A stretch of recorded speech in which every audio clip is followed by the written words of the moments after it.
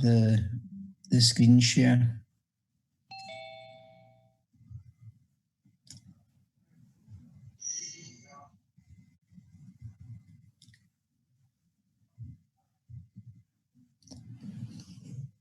Okay, so this lecture. Oh, okay. You just need help. So this lecture is on blood pressure, the heart, and thermoregulation. It's actually written by one of my colleagues, Robert M. Drummond, or Dr. Robert Drummond. So you have this book, biology book by Booker, and it's, if you've got I can't remember if this is the new version or the old version that we have up here, but it's a chapter on circulatory systems. There's also a chapter on control of energy balance, metabolic rate, and body temperature. So you can refer to those two chapters when you come to do a little bit of extra reading for these lectures. In fact, you can read, the textbook will have lots of useful reading, which I think is worthwhile you getting to grips with. So we're going to look at the cardiovascular system first of all. And the cardiovascular system is effectively a network of blood vessels in the heart, and it's involved in the transportation of nutrients and other materials by the blood to and from various parts of the body. Excuse me. And in order to fulfill this function, the blood must be continuously circulated. And this is achieved by the means of the heart. Excuse me a second. Just wait a second, I'll just be back in a second.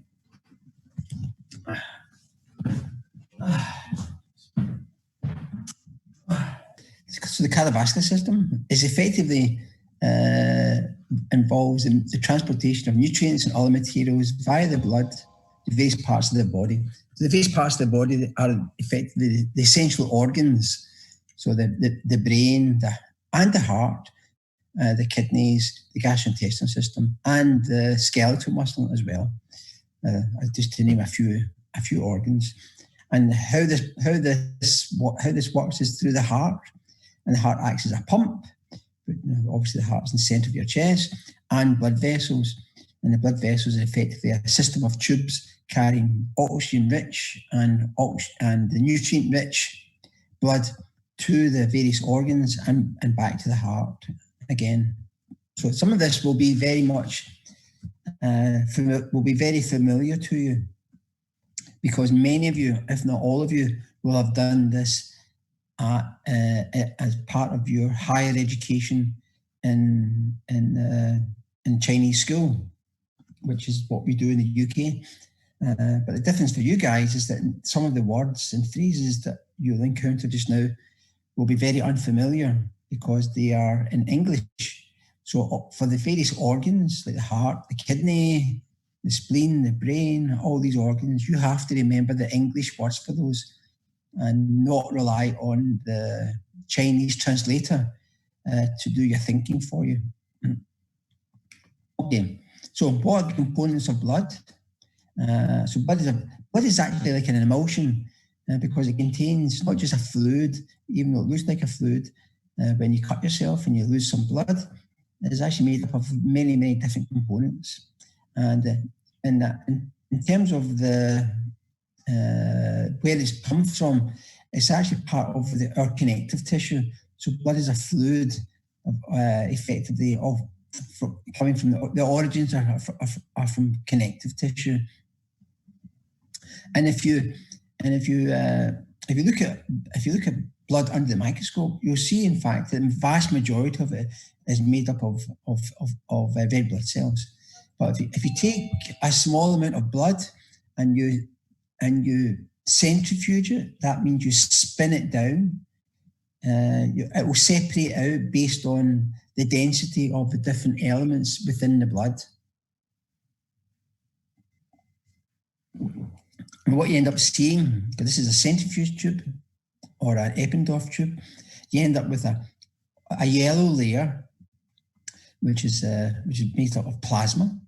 Then you have a little boundary layer between the red layer and the plasma layer, and that is made up of leukocytes or white blood cells, and we have all the erythrocytes packed into the bottom part of it.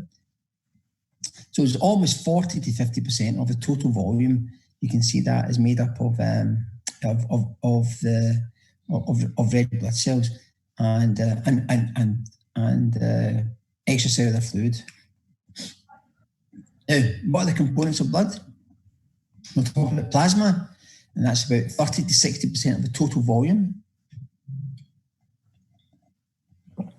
And plasma is made up of water, H2O, dissolve organic and inorganic nutrients. That's going to be things like triglycerides and amino acids and glucose, just to name a few. And you can name others if you wish. We've also got dissolved oxygen, but only a small amount of oxygen dissolved into the plasma. We've also got dissolved carbon dioxide and other waste products of metabolism, and that can be things like actually triglycerides again, and it could be things like urea, which is a waste product of protein metabolism. We've also got hormones, which are released into the circulation to act on the various organs. Done it before, and it's also got many different proteins. Many of these proteins are very important for assisting the clotting of blood. A clot is if you cut yourself and you start to bleed, and if you just leave that and you look at it over a period of maybe like 10 or 15 minutes, the bleeding starts to stop and it forms what we call a scab, S-C-A-B, a scab. And that is actually made up of various proteins, a network of proteins that actually stop you losing precious blood out of your body. And also the proteins also help to control the osmotic strength of your blood as well. And I also got pH buffers. That's the sodium bicarbonate ions. It's also got hydrogen ions to help maintain the pH at its correct level. And it's actually in the plasma, and other components of blood are the leukocytes, and they help defend the body against infection and disease. So the leukocytes can migrate and are attracted to parts of your body which are being maybe are a site of infection. So if you cut yourself, and sometimes you might find that that area of the finger might be red and inflamed, and that's because you get an increase in blood supply there, and you also get some leukocytes appearing there, which release substances to help promote healing and destroy the invading organisms like bacteria, fungi. Okay, so the erythrocytes. So they are red blood cells, and this thing called the hematocrit, that's the volume of blood that's composed of red blood cells. So as is in that other slide, between 40 and 65% of the total volume of blood in your body is made up of red blood cells. And that actually, funny enough, that's slightly different between men and women. Women have a lower concentration of red blood cells as compared to men. Men have a slightly higher level of red blood cells than women. And what I'd like you to do is think about what is the physiological consequence of someone having more or less red blood cells. You can think about that.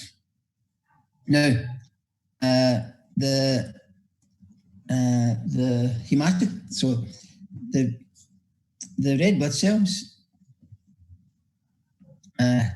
contain a protein called hemoglobin, and this is the structure of hemoglobin here, and there's about 250 million hemoglobin molecules per red blood cell. So it's huge numbers of hemoglobin molecules, and the hemoglobin is made up of 4 separate subunits, and each of these subunits contains an iron at a central core of the heme molecule, and that iron molecule is what actually binds the oxygen and allows the oxygen to be transported to various parts of your body in order to supply oxygen for oxidative phosphorylation. And we don't want you to memorize the structures of these things, but you should know that there's iron is the main oxygen carrier in the hemoglobin molecule, and in the hematocrit corresponds between 40 and 50% of the total blood volume. Now, and so each hemoglobin molecule can bind 4 oxygen molecules, because we've got four parts of 4 centers of iron associated with each hemoglobin molecule. And if you wanted to do the maths, you could actually work out what the number of oxygen molecules per red blood cell, and you can also work out the total concentration of oxygen and being carried by the blood, if that interested you. But we're not really asking for that. Just because it's something that gives you an idea of the huge carrying capacity the hemoglobin has and the red blood cells. So here's an image of a capillary, and we can see that we have a line of red blood cells, and the red blood cells have slightly different shapes as well. That's because red blood cells have the capacity to distort their shape in order to squeeze through these very, very fine capillaries. And the capillaries, because the capillaries have very, very thin walls, and I'm not too sure what the organ here is, but all organs would be much the same. And because of the very thin walls, oxygen can be lost into the organ by diffusion, effectively down effectively an oxygen gradient. So in the organ, there's relatively low oxygen as compared to the red blood cells. So oxygen will tend to diffuse from high oxygen levels to low oxygen levels. So these capillaries facilitate the movement of gases and nutrient exchange. So all the dissolved, the water soluble nutrients like glucose, etc., will also be able will diffuse across these capillary beds and into the organ. And well, it's not shown here. Platelets, they play a crucial role in the formation of blood clots, and that's the only information we wish you to get from this, is that platelets are important for the formation of blood clots. Now here's the anatomy of the heart, and the expectation is that you should know all the structures associated with the heart, okay? And especially able to see, in this image here, we have the right ventricle, and here we have the left ventricle, and here we have the right atria, and here we have the left atrium, or atrium, left atrium and right atrium. And the blood vessels associated with the heart, as far as the venous, the blue represents oxygen depleted blood. So we have, and the arrows represent the direction of flow of blood across these particular blood vessels. So here we have something called the superior vena cava, the one close to the head. And here we have the inferior vena cava, the one at the bottom end of the heart. Then we have the right pulmonary veins, so that's from the right lung, and then from the left pulmonary veins from the left lung. So these veins are all going into the left atrium, and here we have this structure here is called the aorta. We call it the aortic arch because it is like an arch, the aortic arch. So it goes up, and because it carries blood away from the heart to the main organs, so it has to go down the back of the heart, down the back of the spinal cord, and off there are little branches of the aorta called the systemic arteries, and they're going to the brain and your arms, for example. So in red is the oxygen-rich blood. In blue here we have the left pulmonary artery and the right pulmonary artery, and that's pushing blood to the lungs. So blood to the lungs, blood from the lungs. Now,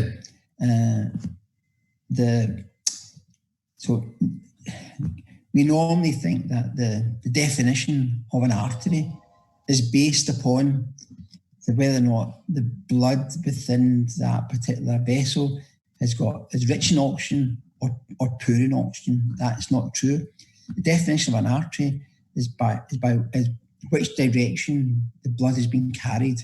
So in this case, blood being carried away from the heart, they're all called arteries.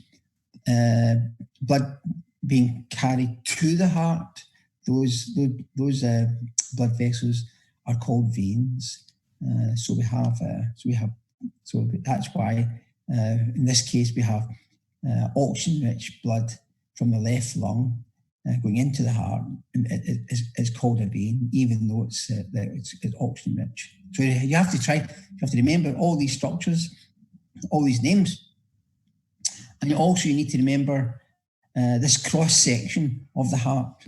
And I know that, like I said, that many of you will have done this as part of your Chinese biology classes in your own native language, but you have to remember these terms in English and become very familiar with these terms in English.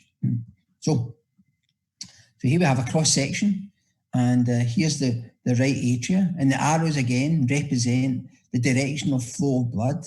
So we have blood coming in from the head and the body going into the right atria, and there's a valve just here, the atrioventricular valve, the right atrioventricular valve, and that valve ensures that the blood only flows in one particular direction during when the heart contracts and relaxes. And all the valves are there to regulate the directional flow of blood to the various organs. So we know it's the right side of the heart, because the right side of the heart, the walls of the right side of the heart are much thinner than the walls of the left-hand side of the heart. And the reason the walls are thinner is because the right side of the heart only has to pump blood to the lungs. That's where this blood is going. It's going to the lungs. So the lungs are very closely associated with the heart. They don't have to travel very far, and therefore you don't need a large pressure to push the blood to the heart, to the lungs. However, the left-hand side of the heart is much thicker, and that's because the blood is having to be pushed to the various organs that are quite far away from the heart. So the increase in exercise associated with pushing against pushing against gravity and pushing blood towards the various organs increases the mass of the left ventricle, and that's why it's much thicker than the right ventricle. Now, like I said, so that's the directional flow of blood to the heart is directed by these arrows. So you should know that the blood coming into the heart comes in through the superior and inferior vena cava into the right atria, and when the atria contracts, it then pushes the blood into the right ventricle, and then the right ventricle contracts. That causes that right atrioventricular valve to close and causes this valve here, the semilunar valves here, to open up, and that causes a pressure pushing the blood against this valve here, which opens it up and then directs the flow of blood into the lungs. And the blood that comes back from the lungs, which is from the left and right pulmonary veins, enters the left atrioventricular valve, this AV valve here, and goes fills the left ventricle. And when the left ventricle contracts, this valve here then closes, and there's a valve here, the semilunar valve here, then opens up and causes the blood to flow into the aorta and to the rest of the body. So you should have a good idea of the names of the structures and the direction of flow as well. So let's look at the heart in action. So the heart is made up of just cardiac muscle cells, all lined up in a particular fashion. And cardiac muscle cells are a little bit strange looking things because they're almost box-like in shape. And another cardiac cell would be here, a little bit like a jigsaw. What's not shown very clearly here is that the cardiac cells have got more than one nucleus, so they're multi-nucleated. And the reason for that is probably because the cardiac muscle fibers generate a lot of protein, and the nucleus is effectively the center by which proteins are generated through the DNA, and as a consequence, the cardiac muscles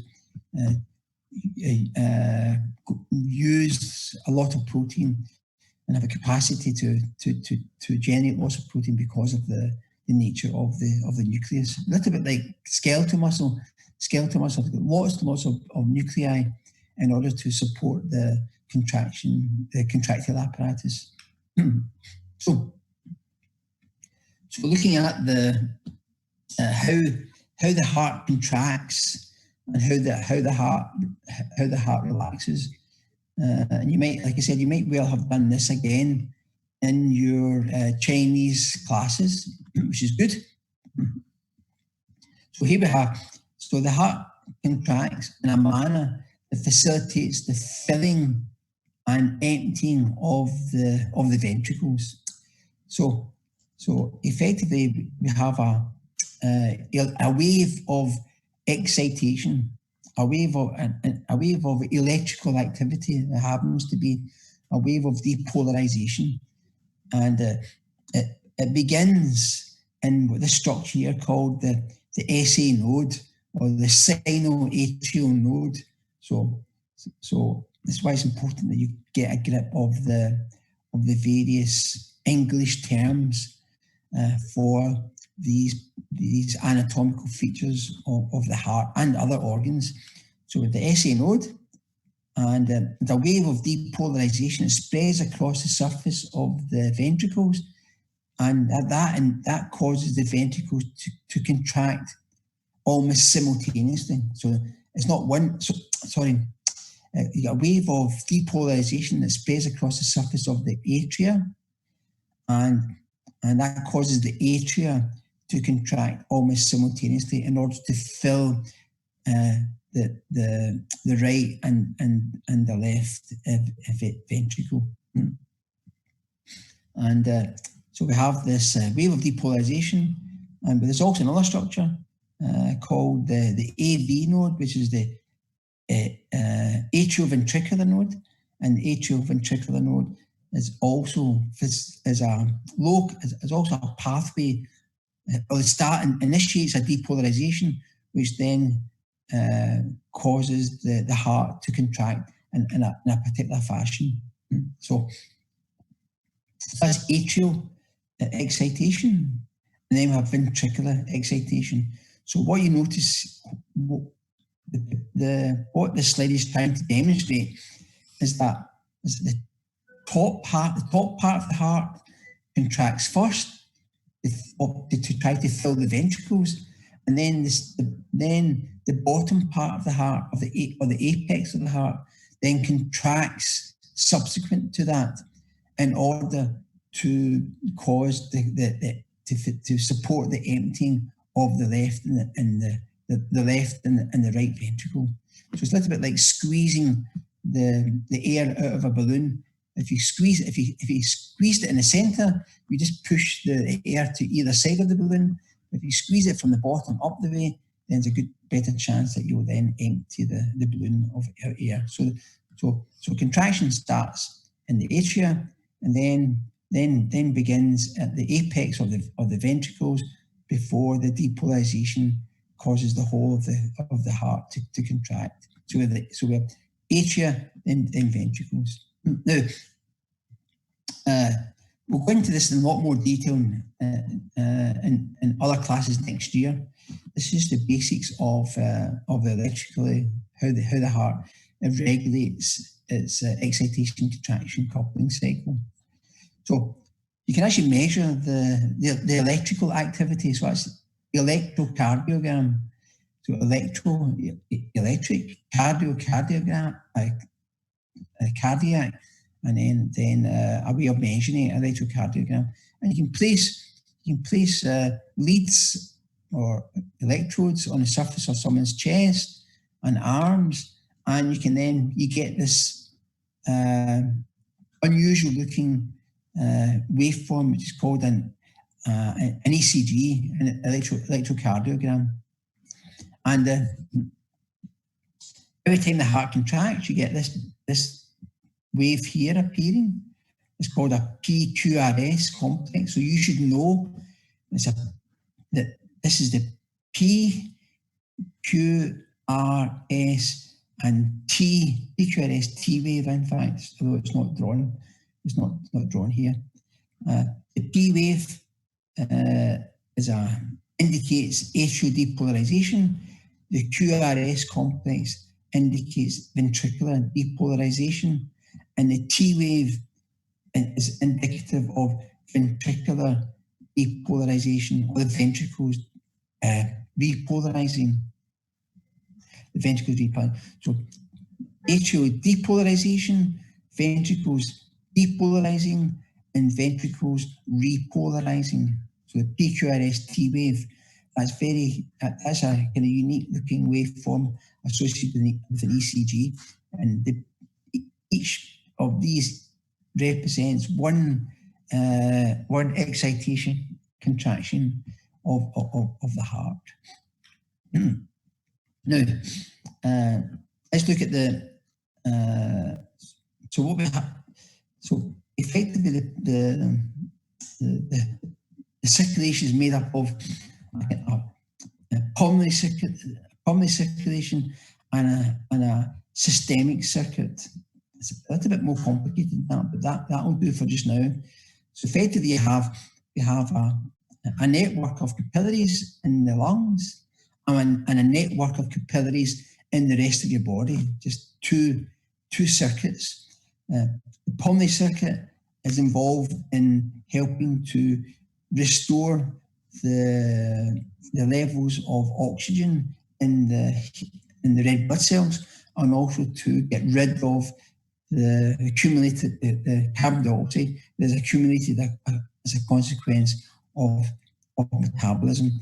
And the arrows here represent the flow of blood according to whether or not it's actually going into the systemic circuit, the rest of the body, or into the pulmonary circuit. So what we're saying here is that in red, it's oxygen rich, but carbon dioxide poor blood.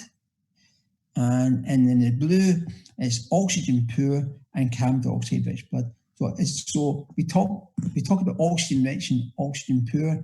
We don't mean the absence of oxygen. We just mean that the levels of oxygen are actually reduced as a consequence of the metabolic demand of the particular organs in your body. So this table here shows us the distribution of blood at rest. And what we'd like you to take from this is that at rest, you can see that the digestive system and the kidneys account for over 40% of the total blood flow coming from the heart at rest. And that's because at rest, you're maybe digesting your food, and at rest, your kidneys are working to remove and reabsorb waste products. And you can see that your brain commands about 13% of the total, and your skeletal muscle commands about 15% of the total. And the other organs actually quite a low percentage. So that's at rest. And the important thing is that some organs, the kidney and the liver and the gastrointestinal system, they are actually receiving blood in excess of the metabolic needs. What that means is that the delivery of blood to those organs is fulfilling an additional task other than just supplying the cells of those organs with enough oxygen and nutrients to survive. So the liver, for example, is using that blood to help to decontaminate the blood coming from the digestive system. From this, got this thing called the hepatic portal system, and the blood to the kidneys is actually being filtered by the kidneys to help remove waste products, etc. So there's more blood going to the kidneys in order to fulfill its function as filtering the blood products. So the brain, however, is the least tolerant to disrupted blood supply. So that the organs like the kidney and the liver, etc., your body can reduce the amount of blood going to those organs without any negative effects, even after quite a long time.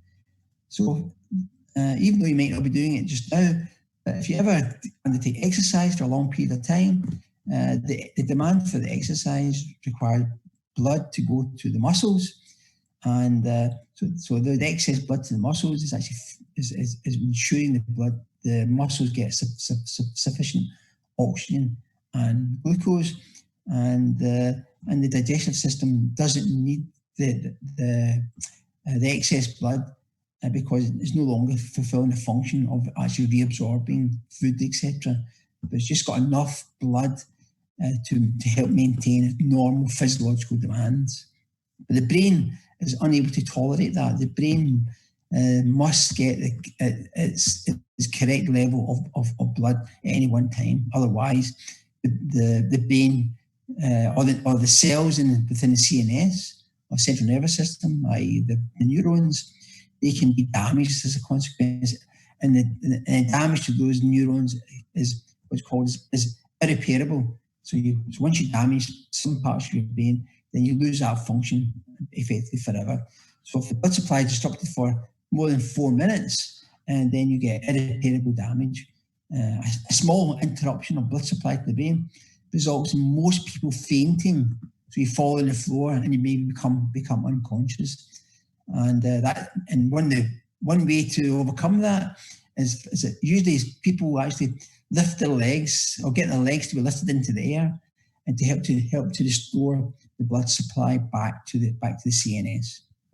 So that's just been the heart, and we're just going to do a little bit more on blood pressure. And blood pressure is effectively the force of the blood exerted on the walls of the vascular system, both the arterial vascular system and the venous system. And this little equation here, so you should know this equation. So flow is equal to the pressure gradient divided by resistance. So you remember this, remember these terms. So flow through a blood vessel is equal to the pressure gradient across from one end to the other divided by its resistance. Let's look at the pressure gradient. The pressure gradient is a difference in pressure between the beginning of the vessel and the end of the vessel. Blood flows from an area of high pressure to an area of low pressure. And when the heart contracts, it exerts pressure on the vessel, on the blood, which is the main driving force for flow through a vessel. So the heart is generating pressure, and so the highest pressure in your blood vessel is those blood vessels closest to the heart. And due to resistance in the vessel, the pressure in that blood vessel actually begins to drop as blood flows. And we'll talk about that in a second. So here we have here. So this is the relationship between flow and the pressure gradient. So these are two blood vessels, and these two blood vessels have the same diameter, okay? Same diameter. And at the top blood vessel, there's 50 millimeters of mercury pressure, and the lower one has got 90 millimeters of mercury pressure. So millimeters Hg is the term for mercury, and that's we measure pressure in millimeters of mercury.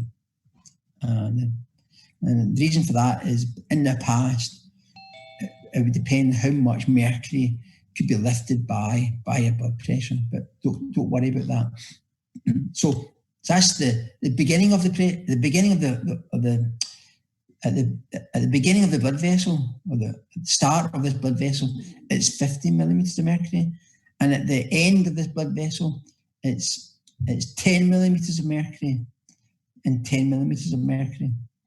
So what we have is that with we've got the pressure difference between the beginning and the end of the blood vessels. The pressure difference in the top one is 40 millimeters. The pressure difference in the bottom one is 80 millimeters of mercury.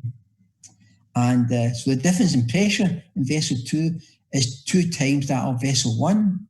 And that means the flow in vessel 2 is 2 times that of vessel 1. So flow is proportional to is directly proportional to the differences in pressure or to the pressure gradient. And that's what this is trying to demonstrate. It's trying to demonstrate that when there's a small gradient or pressure gradient, there's less flow. When there's a big pressure gradient, there's a bigger flow. So so you have to remember this. You don't have to remember the absolute numbers. You just have to remember that if the pressure gradient is small, then the flow will be low. If the pressure gradient is high, then flow will be high. Let's look at resistance. So resistance is a measure of hindrance or opposition to blood flow through a vessel. So this is a term, resistance, that I think is quite a challenge for a lot of students, and because we think of in terms of electricity.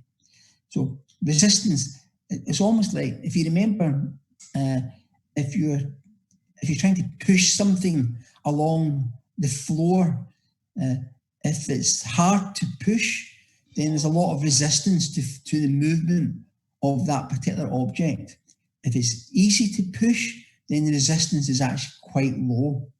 And that can be, when you push an object along the surface of the floor, it's still friction between the object and the floor. And the floor is nicely polished and smooth. Then when you push that object, it will move nice and easily. So effectively, the flow through a vessel is caused by the friction between the blood and the blood vessel wall. And if the resistance to flow increases, it is more difficult for blood to pass through a vessel, and therefore the flow of blood through that vessel will decrease, the flow rate will decrease as a consequence. So now we've got two things that affects blood flow: the pressure difference and the resistance to flow of blood. So what are the main determinants of resistance? That is the viscosity of the blood, how thick the blood is, you could say, how many cells are present in the blood, the length of the blood vessel, and the radius of the blood vessel. So all of these affect the ability of blood to flow through the blood vessel. So if you think of viscosity as in a very something that is like syrup, a very, very thick syrup, you try to pour it off a spoon, it's not going to flow very, very quickly. And if you take water and try to pour it off a spoon, the water will flow off the spoon really easily. So one's very, very thin and one's very viscous. So that makes it very, very difficult for it to flow. So let's look at the radius of the blood vessel, because that's the most important factor associated with the flow of resistance. And the resistance is proportional proportional to 1 over the radius to the power 4. And what that really means is that a small change in radius actually has a very, very large effect on the resistance to flow. So here we have two blood vessels.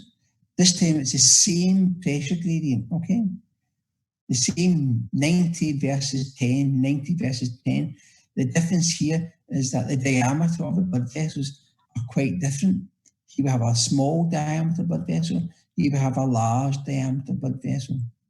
So the radius in vessel 2 is 2 times that of vessel 1. And the resistance in vessel 2 is in fact 1/16 of that of vessel 1. So vessel 2 has got a very low resistance to blood flow.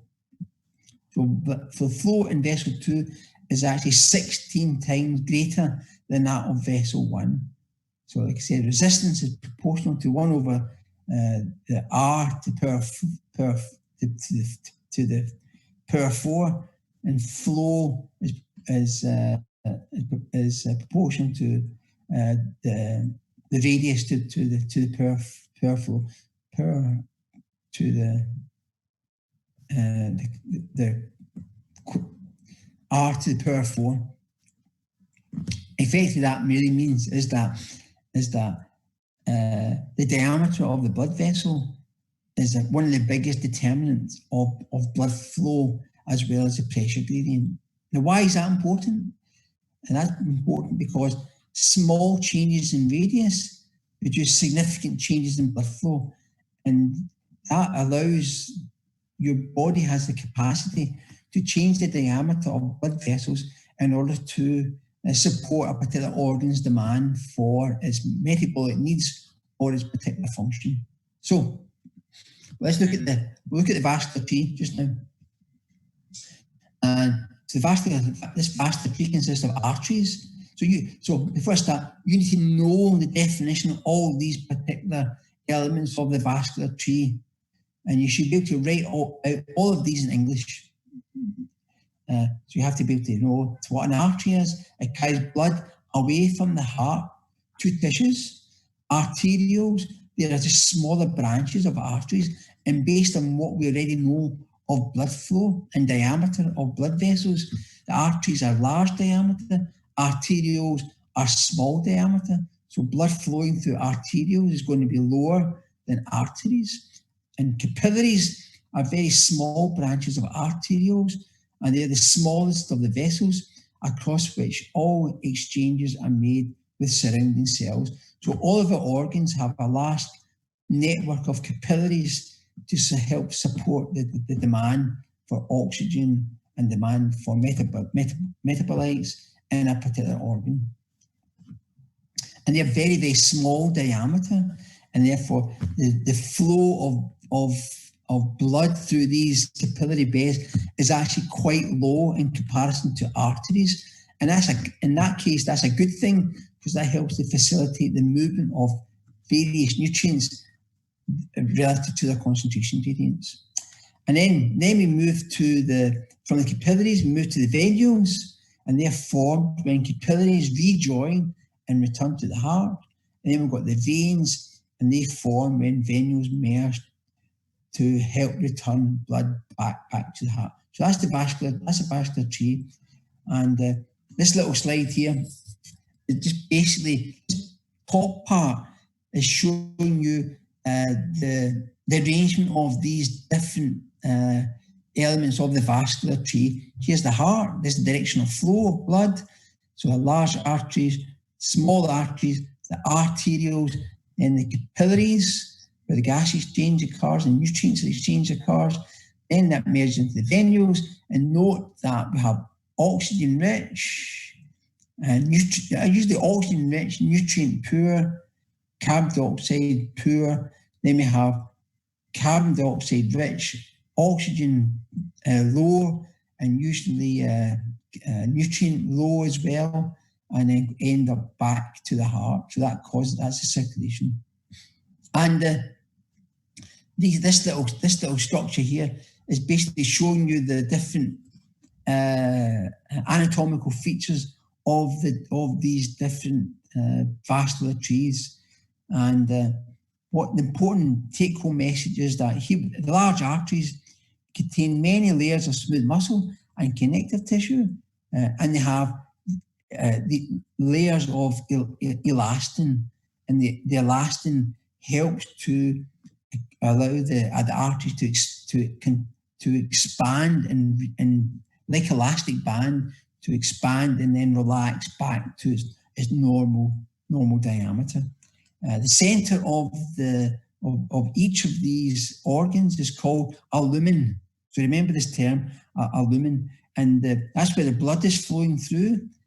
And the inside surface of the lumen contains endothelium or endothelial cells, endothelial cells. These endothelial cells, they are in direct contact with the blood, not the smooth muscle cells, not the elastin fibers. These endothelial cells help support some features of these blood vessels. As we move to the arterioles, you can see that there's a change in the shape of the vascular network. We have smooth muscle fibers arranged in a circular fashion around the blood vessel under the endothelial cells, and that's to help support. That's to help allow these arterioles the smooth muscle cells can contract and relax and help to redirect blood to where the blood is required. Because different capillary networks will require different amounts of oxygen. So when you do exercise, for example, these smooth muscle fibers are associated with your kidneys and your liver, etc. They will then contract to reduce the blood flow to those organs, and then that blood can be redirected to the skeletal muscle. And so the smooth muscle fibers surrounding the blood vessels in the skeletal muscle, they will relax to increase their diameter to facilitate the movement of blood into the skeletal muscle to ensure your skeletal muscle can work effectively during exercise. So there's lots of, it's very logical in terms of actually how your body responds to the different metabolic demands due to various either exercise or other metabolic other things that are going on, like after you eat, for example. And then these capillary beds, which are involved in all organs. Then we have endothelial cells, and we have capillaries. This thing called fenestrated capillary here. So we've got capillary pores. I'm not too sure what they're for.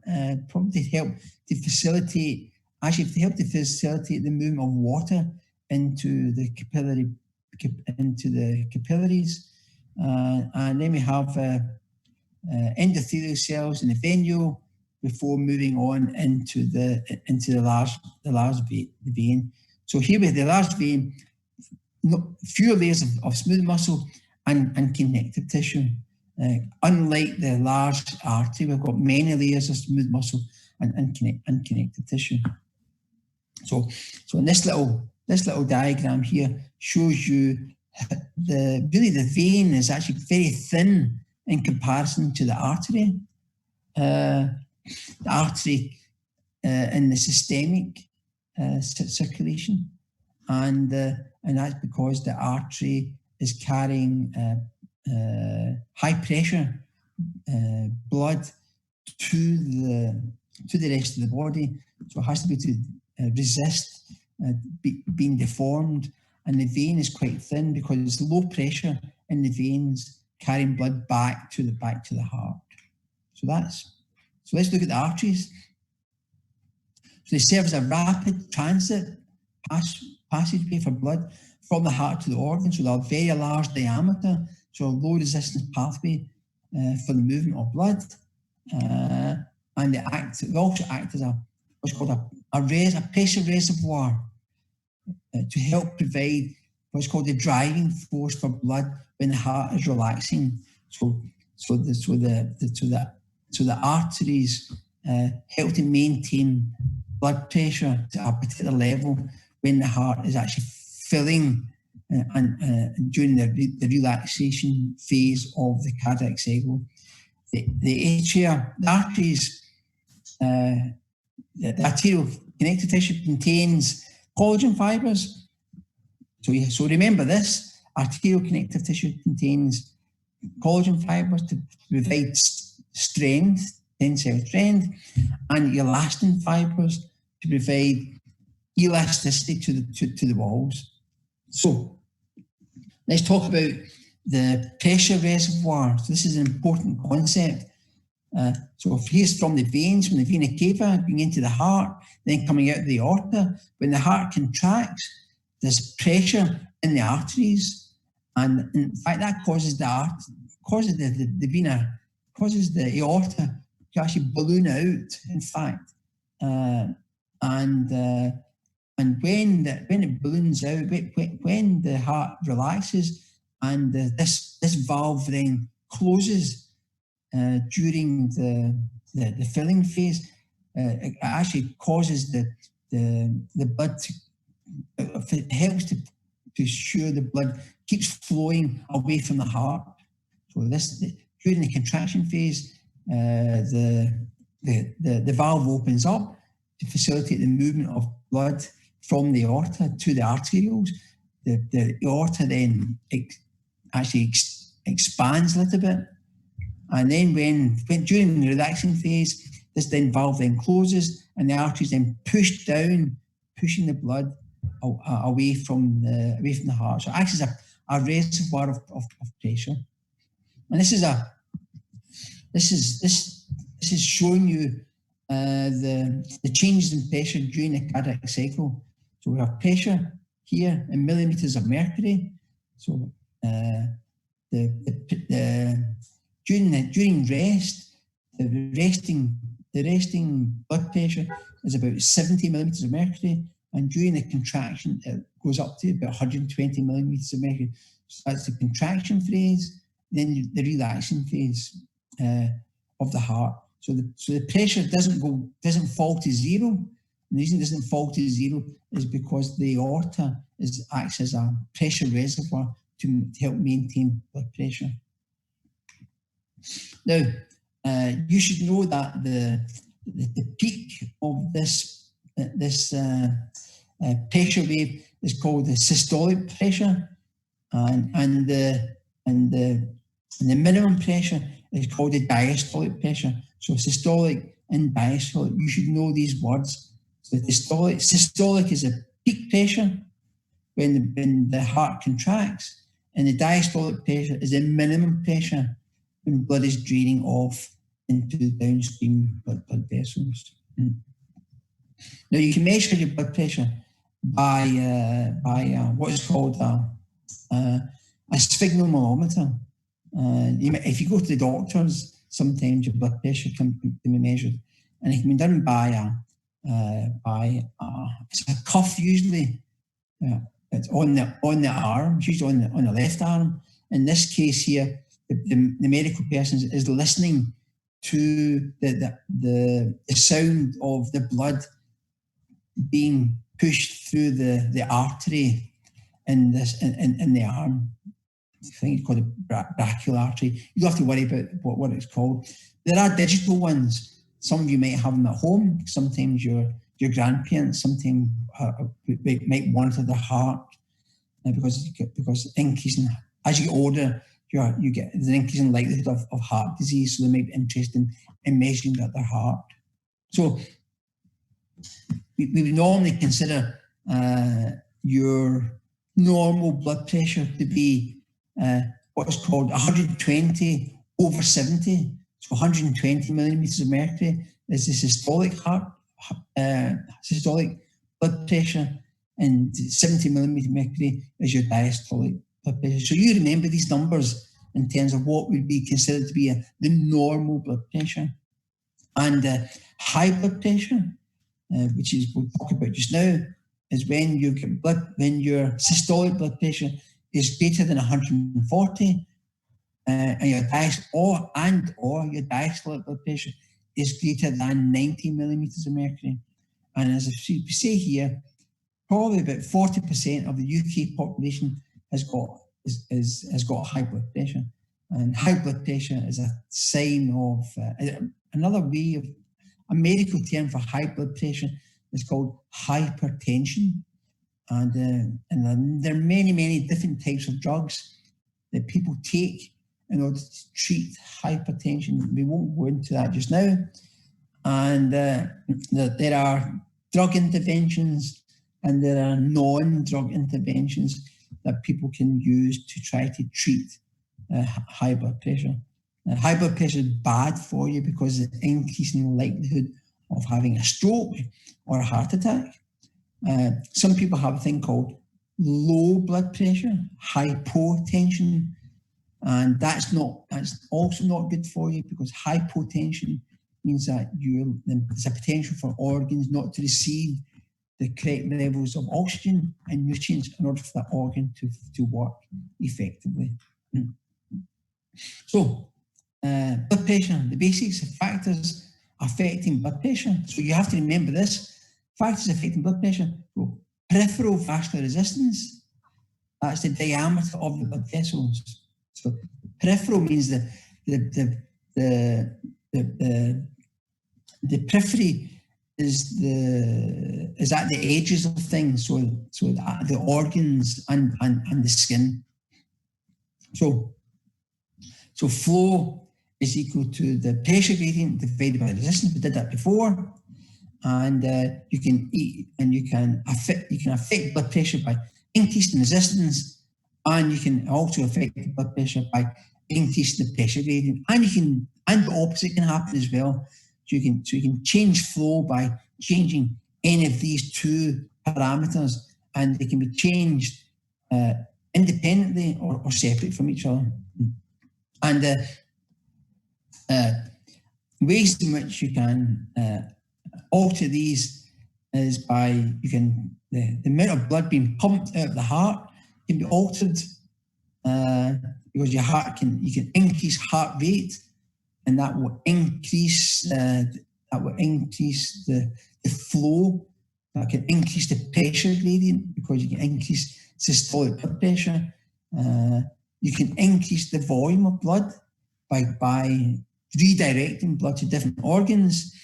And as you get older, unfortunately, the vessel elasticity can actually decrease, and that can actually cause an increase in blood pressure. So these are different factors in which you can affect blood pressure. So the thing is, the arterioles, they control the blood pressure and the amount of blood flowing into tissues. And here's an image of an arteriole. You can't see it here, but that diameter, that line there, is the equivalent of 100 microns. So an arteriole is about twice the diameter of a human hair, so quite small. Look at arterioles. So the important thing is that they're the major resistance vessels, and the arterioles, they can convert the pulsatile systolic to diastolic pressure swings in the arteries into a non-fluctuating pressure present in the capillaries. So let me go back one here.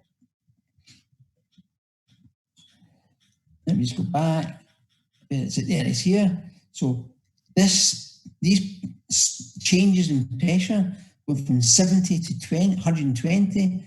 That's what is occurring in the very large diameter blood vessels. Your organs do not see these big swings in pressure.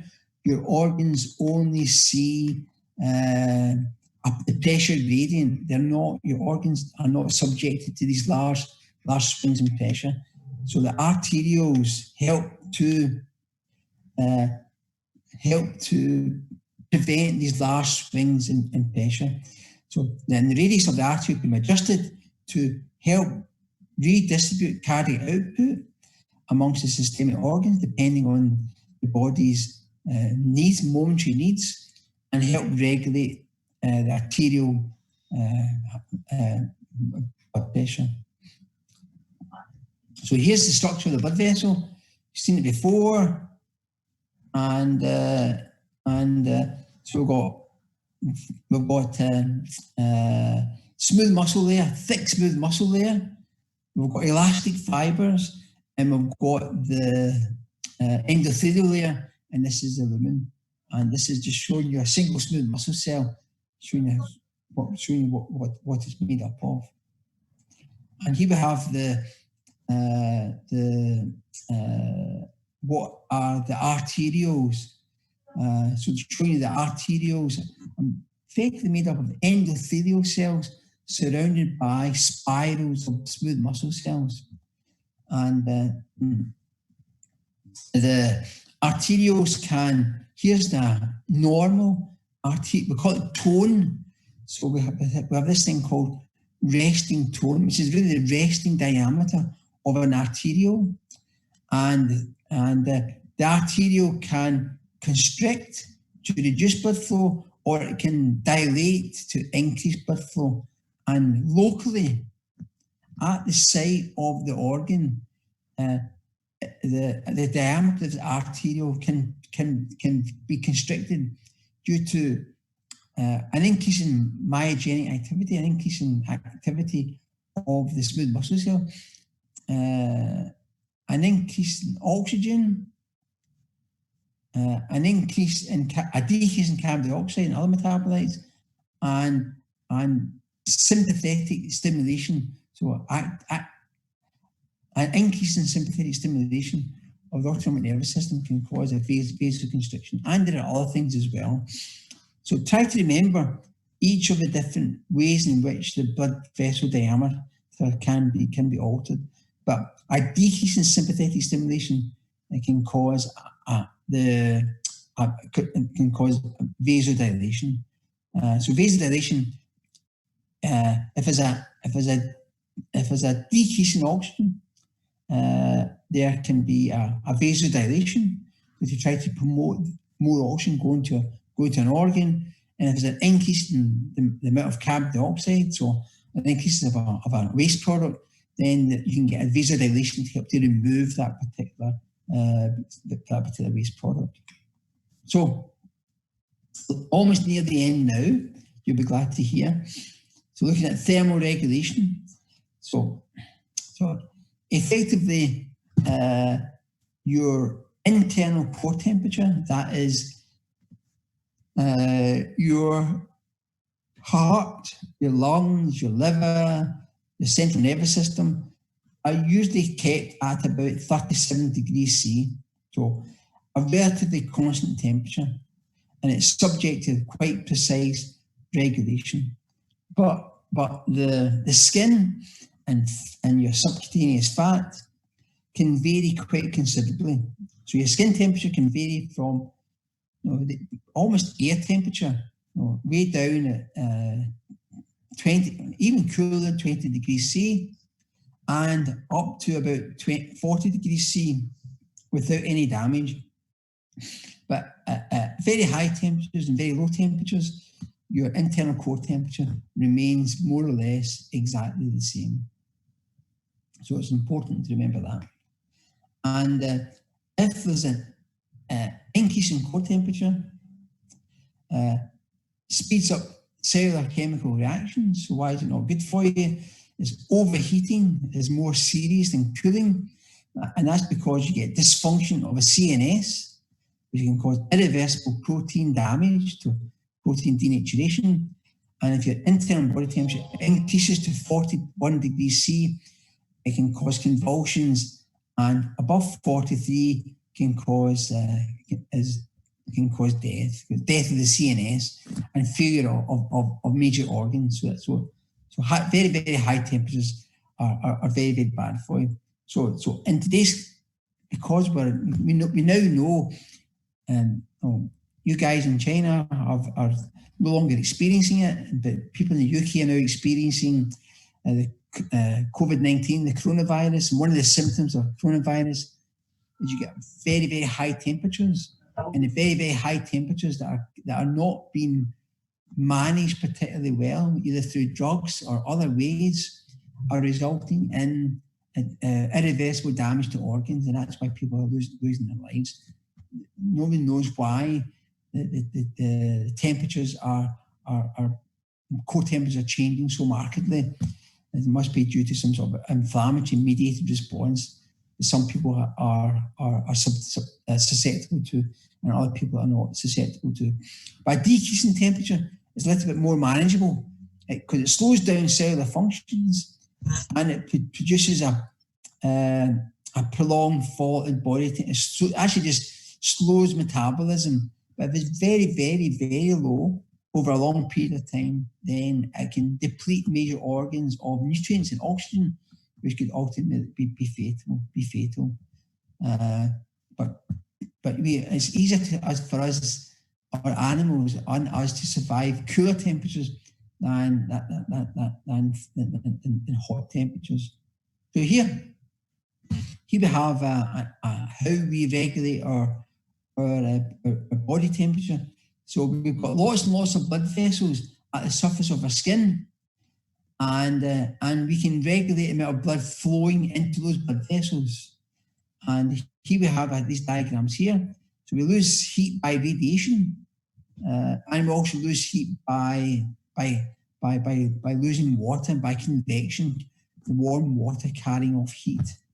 And so in this left-hand side is a cool day, and the right-hand side is a hot day. So in a cool day, the blood vessels to the skin, they constrict to lose heat, and these vessels dilate to allow blood to bypass the cooler blood vessels, and warm blood enters the arteries, and the blood leaves the veins, retaining most of its heat. So you actually prevent the skin from actually carrying too much heat away as a consequence in a cool day.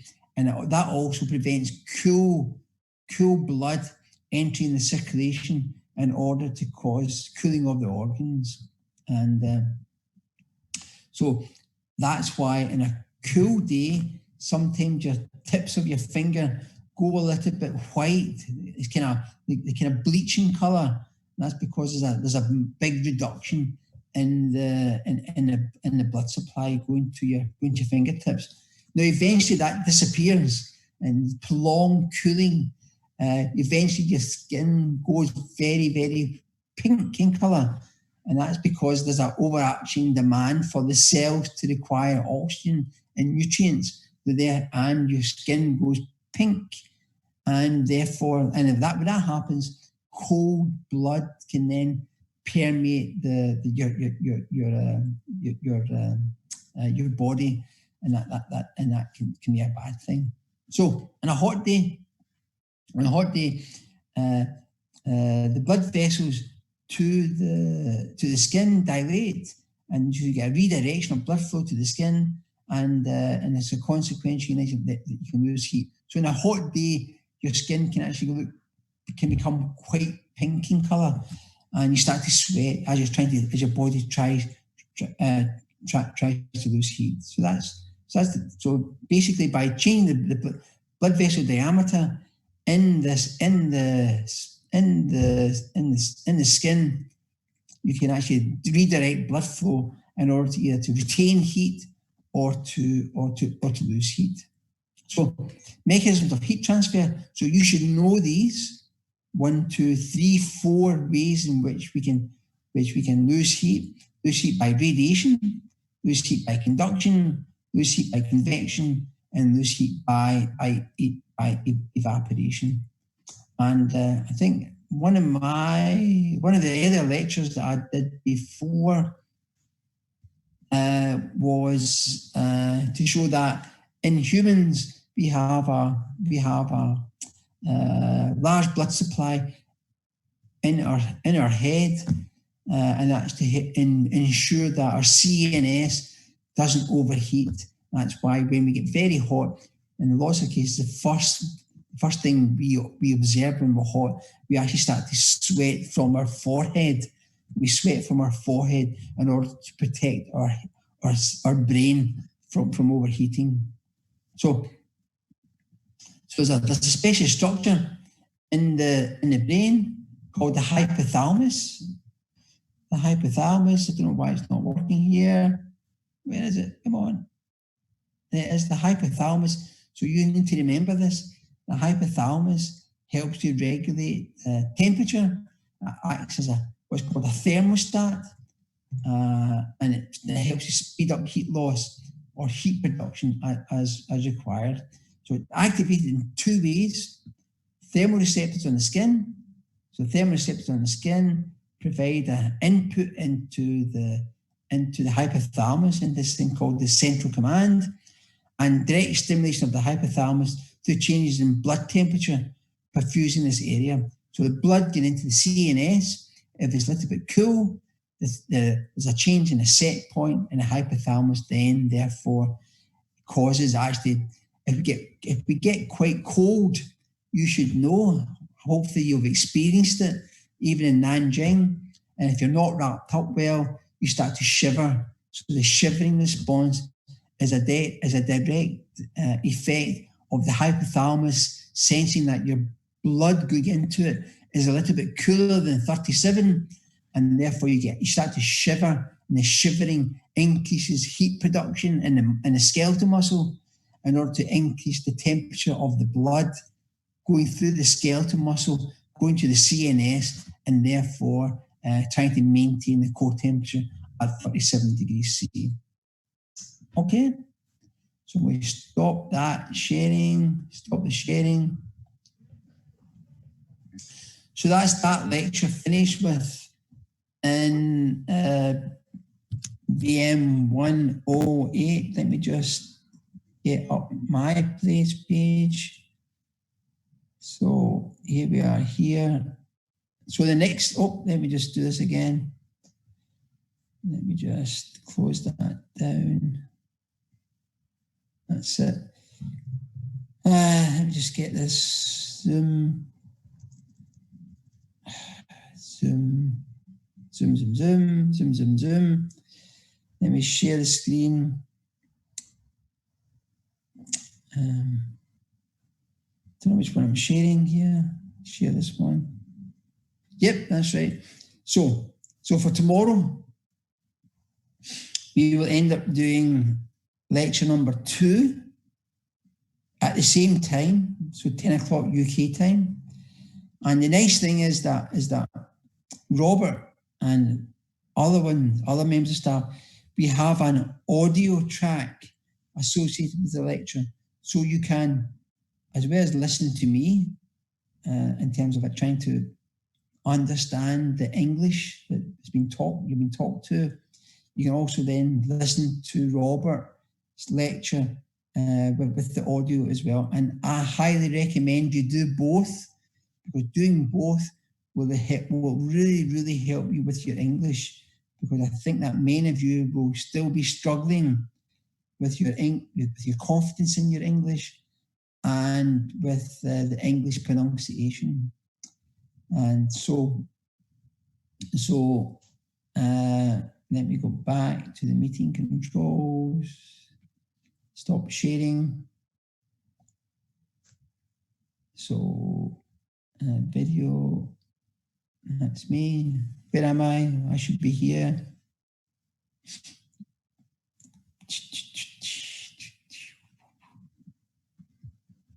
I don't know what's going on here. Let me just stop this a second.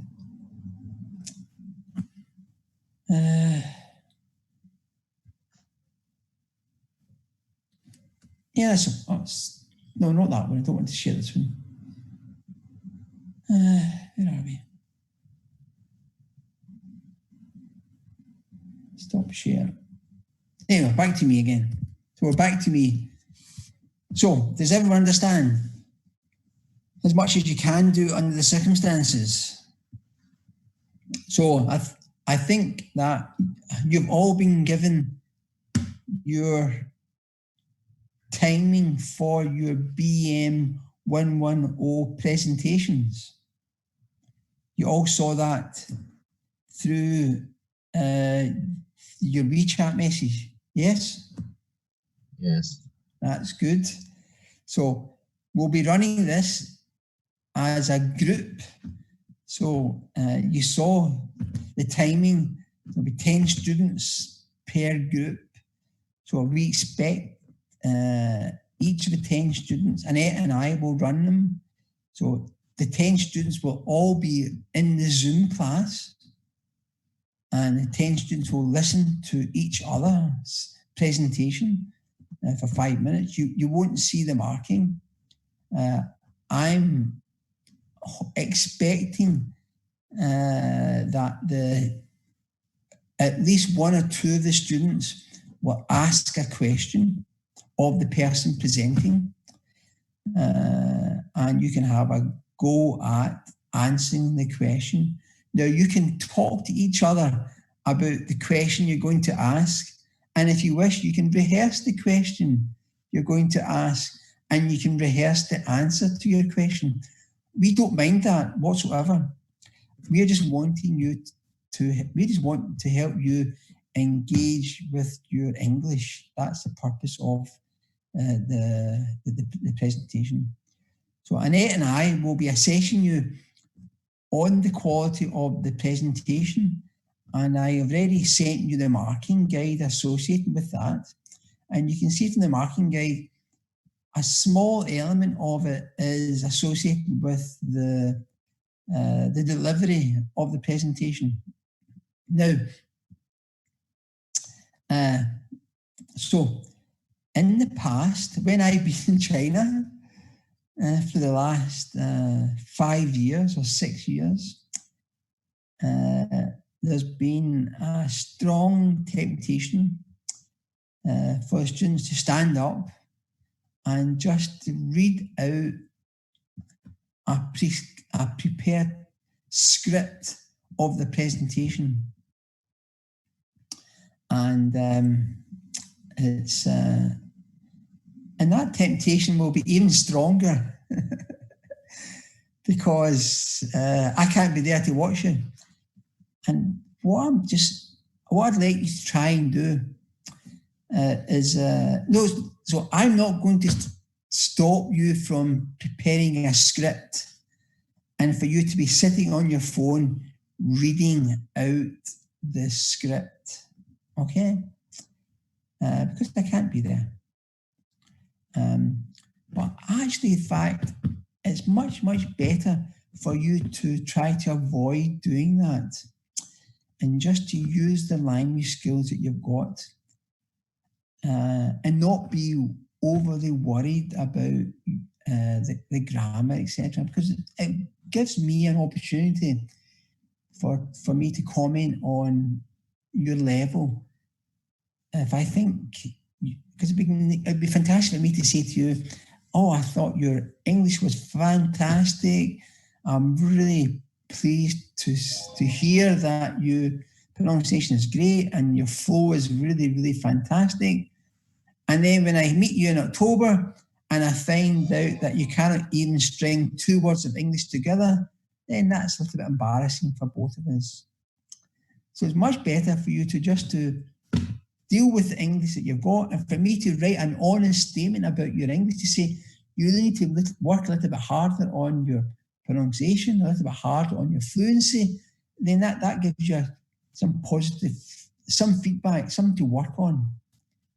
And then when I meet you in October, and I can look back at my notes and I can say, oh, that's fantastic. Your English has actually improved remarkably since the last time we met.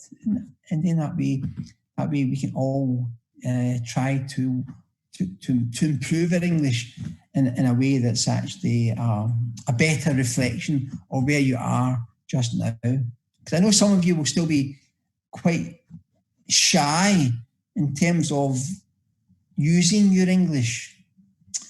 And honestly, I fully understand that. I would be terribly shy if I was trying to speak to you in Chinese, because my Chinese is utterly useless. My Chinese is just ni hao and xi xi. That's it. And but you guys still have to work on that element of your English and just not try to be overly self-conscious about it. That's what you should do. Okay, so that's my lecture over. So it's 52 of you managed to get here. So for tomorrow, I'm really expecting, unless you can tell me why, give me a good reason why we seem to be 10 students short of the whole class, then I have to worry about this. Because if it's because you're not understanding the English, then that's no reason not to be at the class. That's the reason to be at the class, is because you're not understanding the English. But then you can sit back and really try to follow the content of the class by looking at the slides. Okay, guys? Okay? Someone can say yes, somebody can say no. Yes. Yes. Okay. Thank you very much. So I'm trying to be Annette and I are trying to be as supportive as we possibly can be. We will never judge you. Okay? We will never judge you. But we have to mark you, unfortunately. That's the dilemma we have. We have to mark you, but we're not going to judge you. That's for sure. We won't make people feel uncomfortable or any way whatsoever. Okay? So chat amongst yourself, and I will see you tomorrow, hopefully at 10 o'clock. Okay, guys? I'll see you later. Bye now. Have a good day. Bye. Bye.